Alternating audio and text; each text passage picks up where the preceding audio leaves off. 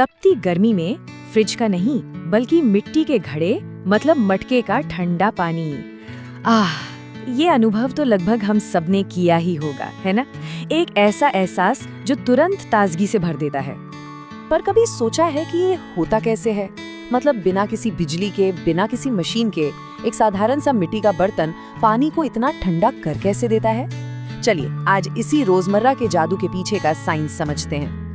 देखिए, घड़े का पानी ठंडा होना कोई जादू नहीं है, ये तो फिजिक्स का, भौतिकी का एक बहुत ही शानदार उदाहरण है जो हमारी आंखों के ठीक सामने काम करता है। और मजे की बात तो ये है कि यही साइंस, बिल्कुल यही साइंस हमारे आज के मॉडर्न एयर कूलर्स में भी काम करता है। तो इस ठंडक का सारा राज वो मिट्टी के बर्तन की बनावट में ही छिपा है, उन चीजों में जिन्हें हम अपनी खुली आंखों से देख भी नहीं सकते। जी हाँ, इसका राज है माइक्रोस्कोपिक पोर्स, यानी बहुत ही बारीक सूक्ष्म छिद्र। एक अनग्लेज्ड मिट्टी के बर्तन की सतह पर ना हजारों छोटे छोटे अदृश्य छेद होते हैं, और इन्हीं छेदों की वजह से बर्तन के अंदर का पानी बहुत धीरे धीरे रिसकर बाहर की सतह तक आता रहता है। यही छेद हैं जो ये पक्का करते हैं कि घड़े की बाहरी सतह हमेशा थोड़ी थोड़ी नम बनी रहे। और बस ठंडक की पूरी प्रोसेस का ये सबसे पहला और सबसे जरूरी स्टेप है। अब इसी नम सतह से असली साइंस शुरू होता है। इस पूरी प्रक्रिया का जो इंजन है ना, वो है वाष्पीकरण, जिसे हम इवेपोरेशन भी कहते हैं। इसको समझ लिया तो समझिए पूरा राज खुल गया। बहुत सीधे सरल शब्दों में कहें तो इवेपोरेशन वो प्रोसेस है जिसमें कोई भी लिक्विड जैसे कि पानी वेपर यानी भाप में बदल जाता है। और यहीं पर साइंस का एक फंडामेंटल रूल काम करता है। वो ये कि पानी को भाप में बदलने के लिए एनर्जी चाहिए, और वो एनर्जी है हीट यानी गर्मी।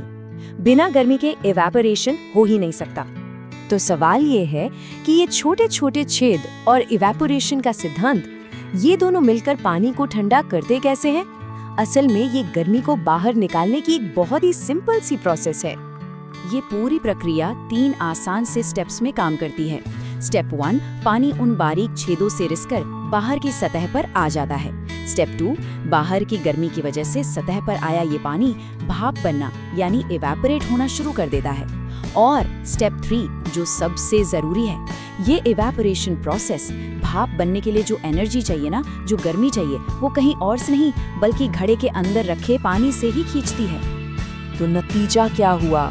बिल्कुल जैसे जैसे अंदर के पानी से गर्मी खींचकर भाप बनती जाती है, बर्तन के अंदर जो पानी बचा है वो लगातार ठंडा और ठंडा होता जाता है ना? ये कुदरत का एक बिल्कुल सिंपल लेकिन कितना शानदार डिजाइन।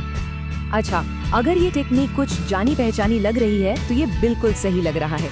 सदियों पुरानी ये टेक्नोलॉजी आज भी हमारे घरों में एक मॉडर्न रूप में मौजूद है। एक एयर कूलर और मिट्टी के घड़े का प्रिंसिपल यानी सिद्धांत बिल्कुल एक ही है। कूलर में क्या होता है? एक पंखा गीले पैड्स पर तेजी से हवा फेंकता है, जिससे इवेपोरेशन बहुत तेजी से होता है और हवा ठंडी हो जाती है। घड़े में बाहर की गर्मी ये काम धीरे धीरे करती है, जिससे अंदर का पानी ठंडा हो जाता है। दोनों ही इवेपोरेटिव कूलिंग के बेहतरीन एग्जाम्पल्स हैं। लेकिन रुकिए, एक और इंटरेस्टिंग डिटेल है। एक और चीज है जो इस पूरे प्रोसेस को और भी इफेक्टिव बना सकती है, और वो है हमारे आसपास की हवा। ये एक बड़ा मजेदार फैक्ट है। आसपास की हवा जितनी ज्यादा सूखी होगी यानी ड्राई होगी, घड़े का पानी उतना ही ज्यादा ठंडा होगा। हाँ, सुनने में शायद थोड़ा अजीब लगे, पर इसके पीछे भी बिल्कुल सीधा साधा साइंस है। तो ऐसा क्यों? सोचिए, सूखी हवा एक प्यासे स्पंज की तरह होती है। उसमें और ज्यादा नमी सोखने की कैपेसिटी होती है।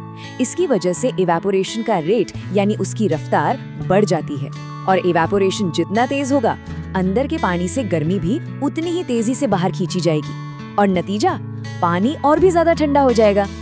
तो अगली बार जब मटके का ठंडा पानी पिएं तो याद रखिएगा कि ये सिर्फ एक मिट्टी का बर्तन नहीं है, ये तो फिजिक्स का एक चलता फिरता जीता जागता उदाहरण है। और ये सोचने पर मजबूर भी करता है कि हमारे आसपास ऐसी और कितनी साधारण सी चीजें हैं जिनके पीछे छिपे साइंस को हम अक्सर नजरअंदाज कर देते हैं। न्यू पैराडाइम में आपका स्वागत है, जहां हम इनोवेशन और ग्रोथ की बात करते हैं। अभी सब्सक्राइब करें।